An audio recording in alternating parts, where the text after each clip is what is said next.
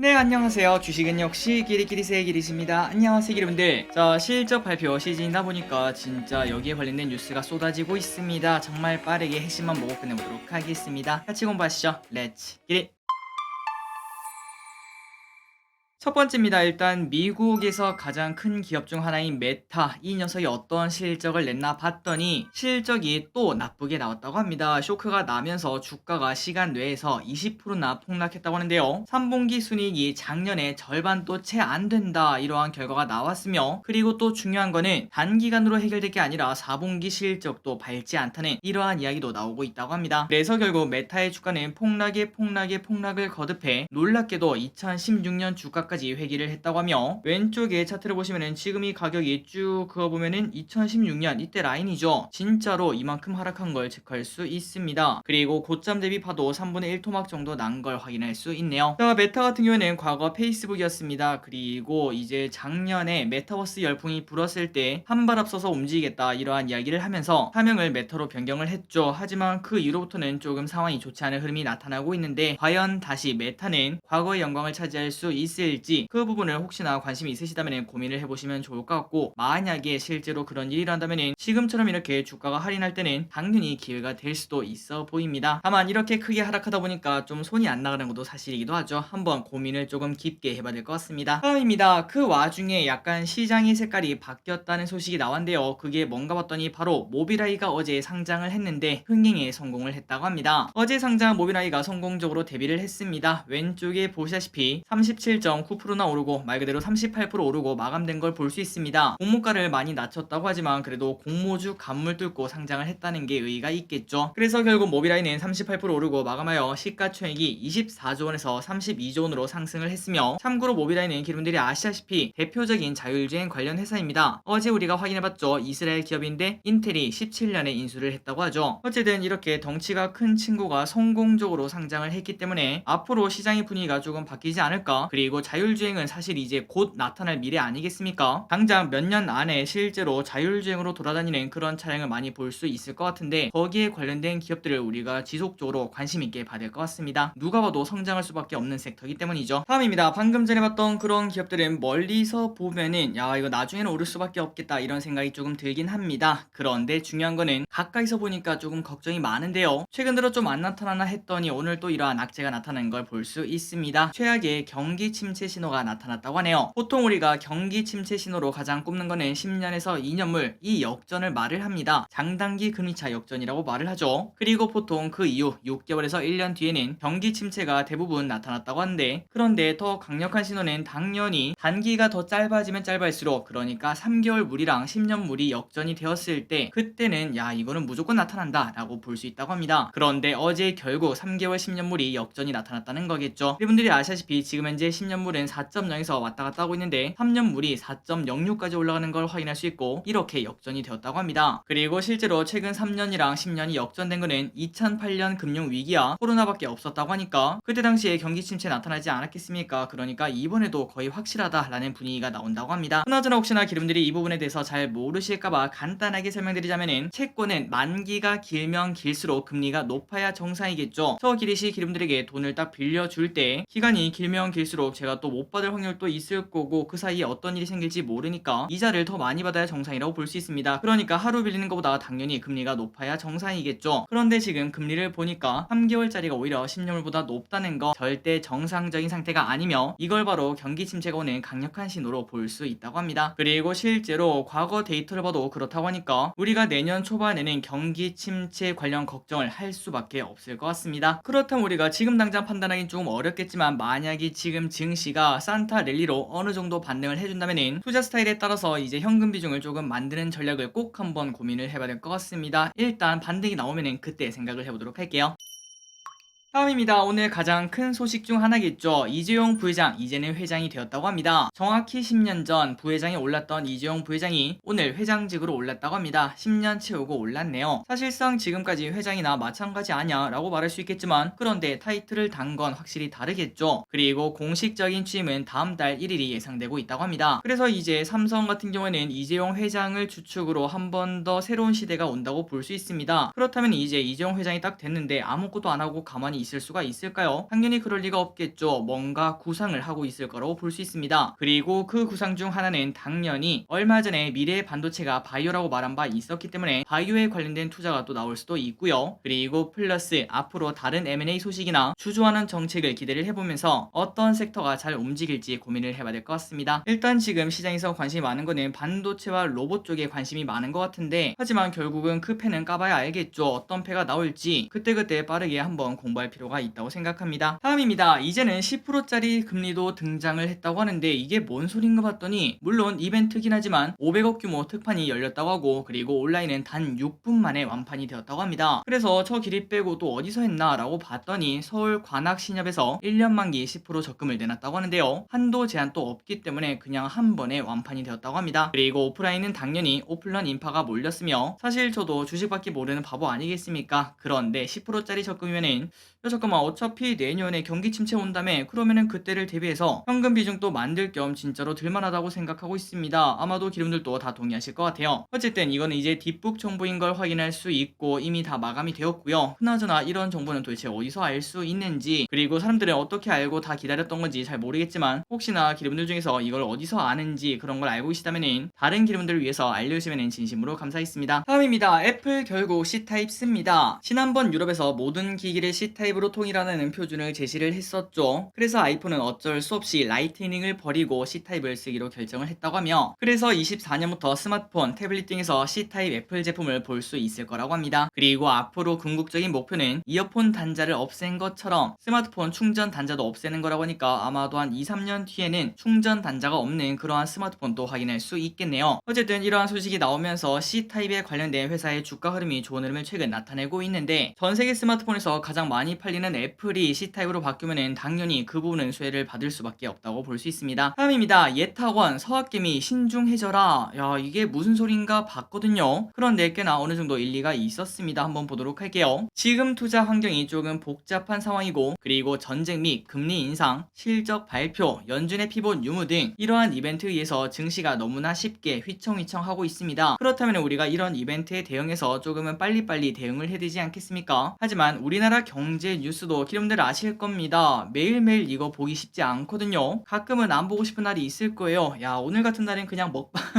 먹방이나 봐야겠다. 그런 것처럼 한국의 경제 뉴스도 보기 정말 쉽지 않은데, 그런데 해외 주식까지 한다면은 미국에 관련된 소식을 얻기는 매우 어렵다고 볼 수 있겠죠. 그리고 중요한 거는 또 밤에 나오면은 우리는 자고 있지 않겠습니까? 그래서 지금 현재 상황이 이러한 이벤트에 휘청휘청하는 장이기 때문에 소학개미 분들이 대응이 쉽지 않다는 결론을 내릴 수 있다고 합니다. 그래서 이 부분을 주의해서 투자하자, 이러한 의견을 낸 걸 볼 수 있고, 실제로도 러시아 전쟁이 나타났을 때, 그리고 미중 갈등 때 러시아 기업과 그다음에 중국 기업이 막 크게 하락하고 거래 정지가 되고, 이럴 때도 서학개미 분들은 빠른 대응을 하지 못해서 엄청난 손실을 보는 것으로 현재 나타나고 있다고 합니다. 그러니까 이번에도 그럴 수도 있으니 조심하자라는 게 예탁원의 의견이라고 볼 수 있겠죠. 그리고 지난번에 한은 총재도 환율 하락이 예상이 될 수 있어서 이 기간에는 무조건적인 미국 주식 투자를 다시 한 번 더 생각해보자, 이렇게 언급을 했습니다. 최근 들어 환율이 급등하면서 미국 주식이 10% 빠졌더라도 환율이 무려 15% 올랐으니까 무려 5% 정도 수익을 낸 경우도 분명 존재하고 있는데, 그 반대로 앞으로 주가가 10% 오르는데 그 와중에 환율이 10% 빠지면은 그냥 나는 또이또이가 될 수 있는 상황이 나올 수 있다고 합니다. 그러니까 이런 부분도 한번 고민을 해보면서 서학개미 분들은 조금 더 안전한 투자, 갑자기 이벤트 때문에 휘청거리지 않는 그런 투자를 하는 게 조금 더 좋지 않겠나 라는 생각해 볼 수 있겠네요. 자, 참고로 서학개미 분들이 미국 주식을 얼마나 갖고 있을까요? 해외 주식의 전체 64%가 미국이라고 합니다. 그러니까 3개 중에 2개는 미국이라고 볼 수 있고, 그리고 그 안에서 1등은 바로 테슬라, 2등은 애플, 3등은 엔비디아, 4등은 알파벳 A, 마지막으로 5등은 마이크로소프트가 꼽혔다고 합니다. 다음입니다. 오늘 산돌이 상장을 했습니다. 산과 돌, 산돌. 그래서 이 기업이 뭐하는 회사인가 봤더니 바로 폰트 제작 사업이죠. 그리고 폰트 플랫폼 사업을 영위하고 있는 기업인데 오늘 상장을 했습니다. 공모가는 18,800원, 그런데 장중 24,650원까지 올라서 한 주당 거의 5,000원 넘는 수익을 거둘 수 있었죠. 그래서 아마도 많은 기름들이 청약을 하셨다면 오케이 좋았어 라고 하셨을 것 같습니다. 나왔습니다. 그나저나 저기를 센 패스를 진행했습니다. 그 이유는 정말 심플하게 기관수 예측이 1000대 1이 넘지 않았기 때문이었죠. 하지만 최근에 연속적으로 기관수 예측이 500대 1 이 정도 나와도 나름 좋은 모습을 나타내고 있고, 물론 장 초반에만 쭉 올랐다가 빠지는 모습은 나타내고 있지만 장 초반에 매도했다면 꽤나 괜찮은 수익 낼 수 있었겠죠. 과연 앞으로도 이런 흐름이 나타날지 계속적으로 공부를 해봐야 될 것 같습니다. 자, 참고로 내일은 저스템이 상장을 한다고 합니다. 기관 경쟁률 283대 1인데 이 친구는 기관 경쟁률이 더 처참하죠. 과연 이 친구도 잘 나올지 관심을 가져봐야 될 것 같네요.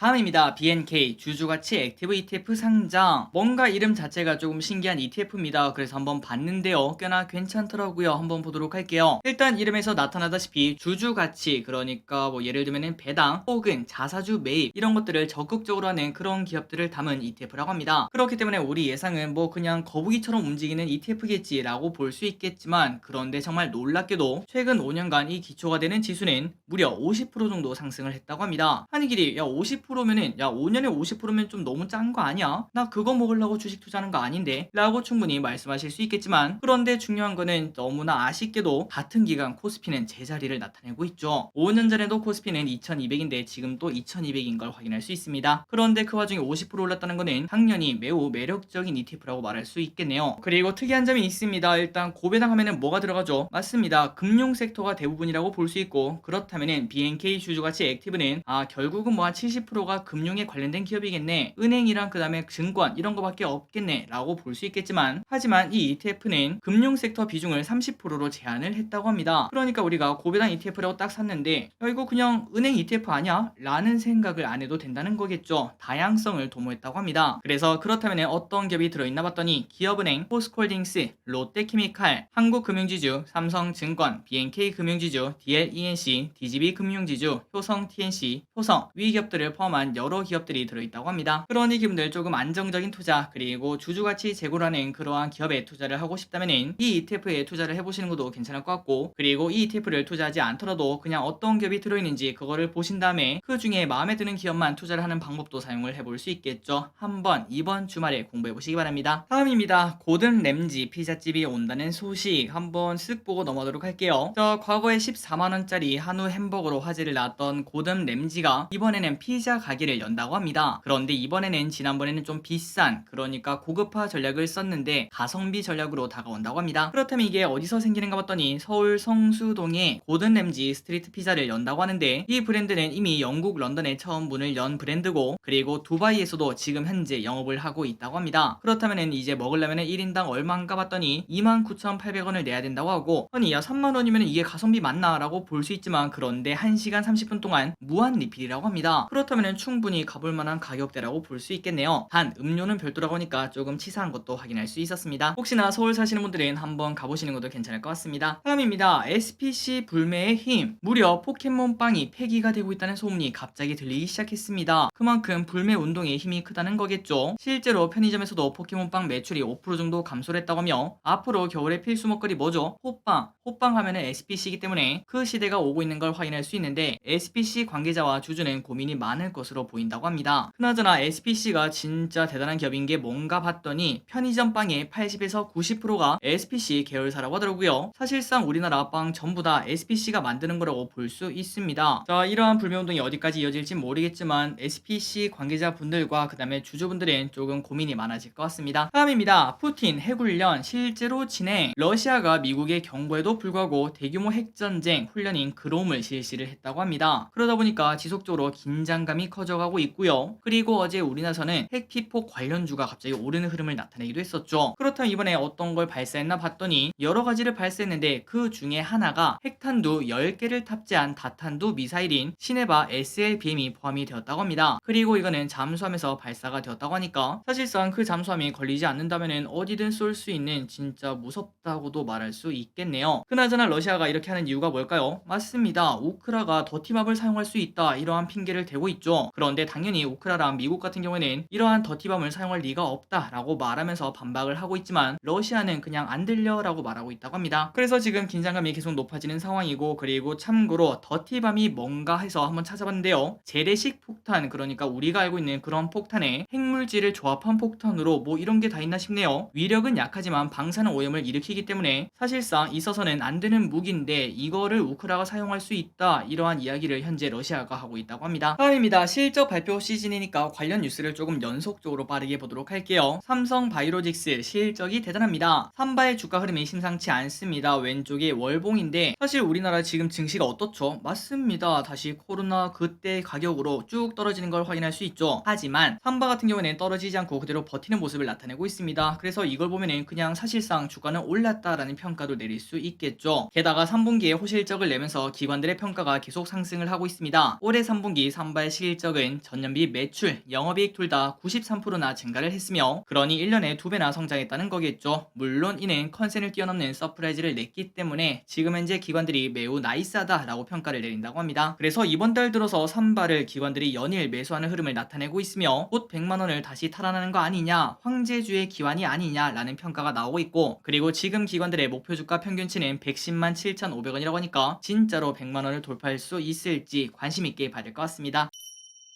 다음입니다. LG엔솔과 더불어 삼성 SDI도 실적 대박. 어제 실적이 공개된 삼성 SDI, 그런데 LG엔솔이 잘 나온 만큼 이 친구도 대박을 터뜨렸는데요. 3분기 영업이익이 5,600억이 나왔고 이는 작년 대비 50%나 성장을 했습니다. 그리고 컨센 대비 서프라이즈를 당연히 달성을 했기 때문에 왼쪽에 보다시피 이렇게 올라도 될까요? 그냥 순식간에 쭉쭉쭉 올라가는 걸 볼 수 있습니다. 그래서 우리가 이런 차트를 볼 때마다 결국은 아무리 좋은 주식을 사더라도 인내심이 진짜 필요하다고 볼 수 있겠죠. 분명 이렇게 주가가 올라기 전에 한번 빠졌을 때 이때 파신 분들도 계실 거라고 생각합니다. 하지만 그러한 지겨운 하락세, 그 다음에 좀 지겨운 횡보, 이런 것들을 견디고 나야 주가는 순식간에 오르는 걸 확인할 수 있고, 그렇기 때문에 워렌 버핏이 이렇게 말했겠죠. 주식은 인내심 없는 사람의 돈을 인내심 있는 사람에게 옮기는 도구다, 이렇게 말했기 때문에 그 부분을 한 번 더 생각을 해볼 수 있습니다. 어쨌든 이러한 서프라이즈 실적이 나오니까 증권사에서 영업이익을 15에서 30% 올려잡기 시작했고 이는 곧 목표 주가 상승으로 이어졌다고 합니다. 그래서 이번에 KB증권의 목표가는 95만원을 제시했고, 다만 KB증권의 예상과 맞다면 계속 주가는 올라갈 겁니다. 그런데 여기서 경기 침체 우려로 전기차 판매량이 혹시나 줄어들게 된다면 그때는 지금까지 상승한 부분을 조금 더 반납할 수 있는 그런 상황이 나올 수도 있겠죠. 이런 부분을 혹시나 2차전지나 아니면 전기차 여기에 투자하고 계시다면 꼼꼼하게 따져보시는 것도 괜찮을 것 같습니다. 다음입니다. 이렇게 주가가 쭉쭉 올라가는 기업들과 다르게 오늘 하이닉스는 움직임이 좀 이상한데요. 어제 우리가 공부했다시피 하이닉스는 4분기에 적자 전환을 할 수 있다는 증권사 뷰가 나오고 있습니다. 그런데 오늘 또 나왔다고 하네요. 하나투자증권에서도 적자 전환이 우려된다고 관련 리포트를 발간하자 주가가 이렇게 하락하는 모습을 나타내고 있습니다. 처음에는 조금 빨간불을 켜나 했더니 갑자기 마이너스 3%, 마이너스 4% 이렇게 빠지는 걸 확인할 수 있죠. 자, 우리가 생각했을 때 하이닉스가 적자라는 워딩은 매우 충격적으로 다가올 수 있습니다. 우리 같은 경우는 이제 이런 관련 뉴스를 좀 받고 반도체 겨울 이런 이야기를 많이 봤기 때문에 여기에 대해서 충격이 덜할 수 있겠지만, 그런데 처음 보시는 분들 그리고 주식에 큰 관심이 없으신 분들은 뭐라고? 하이닉스가 적자라고? 이런 말을 한다고 볼 수 있고, 그리고 아마도 관련 뉴스가 대서특필될 거라고 생각을 해볼 수 있겠죠. 그래서 투자자들의 투심이 단기적으로 나빠질 수 있는데, 다만 우리가 예전에 공부했다시피 내년 1, 2분기가 반도체 시황 저점 이런 얘기가 나오고 있지 않겠습니까? 그리고 주가는 항상 6개월에서 1년 앞서서 움직이니까 혹시나 이번에 SK하이닉스가 이러한 적자 걱정 때문에 주가가 한 번 더 하락해 준다면은, 만약에 진짜 이 사이클이 내년 상반기에 저점을 찍고 다시 올라간다면은 사실상 향후 한 2, 3년 내 마지막 매수기일 수도 있겠죠. 이 부분을 한번 고민을 해보시면 좋을 것 같습니다. 다음입니다. 우리나라 경제 성장률이 정체. 올해 3분기 한국 경제 성장률이 0.3%를 기록하며 1년 만에 최저치를 기록했습니다. 결국 올해 들어 3개 분기 연속 0%대를 달성하고 있고요. 그런데 중요한 거는 4분기에도 악화할 것으로 보이는 게 문제겠죠. 자금 시장 경색으로 기업들의 자금 조달이 어렵고 대외 여건도 불확실해서 기업들의 설비 투자가 둔화가 되고 있다고 합니다. 그래서 결국 올해 경제 성장률은 하는 전망치 예상치 2.6%를 밑돌 것으로 보인다고 합니다. 다음 뉴스입니다. 레고랜드 내년 1월에서 3월 휴장. 생긴 지 얼마 되었다고 벌써 휴장을 할까요? 그런데 3개월 정도 휴장을 결정했다고 합니다. 그래서 우리가 머리에 딱 떠오르는 거는 레고랜드 사태랑 좀 관련돼 있나 라고 봤지만 그거랑은 무관하다고 하네요. 어쨌든 이런 상황이다 보니까 연간 이용권을 산 소비자들이 뿔이 난 상황입니다. 아니 연간 이용권을 샀는데 3개월 동안 쉰다면 그게 말이 안 되겠죠. 그래서 레고랜드는 유효기간을 90일 연장을 해준다고 하고, 그리고 코엑스 아쿠아리움 입장권을 50% 할인을 해준다고 합니다. 다만 이 와중에 파크 내 호텔 같은 경우는 운영을 한다고 하니까 이 부분은 혹시나 계획 있다면 참고하시면 될 것 같고, 그러니까 진짜 휴장 이유가 동절기 시설 유지 관리일 수도 있겠구나 라는 생각도 해볼 수 있겠네요. 자, 오늘의 공부 여기까지 끝났습니다. 항상 이렇게 같이 공부해서 진심으로 감사합니다. 지금까지 기대하셨습니다. 빠이요.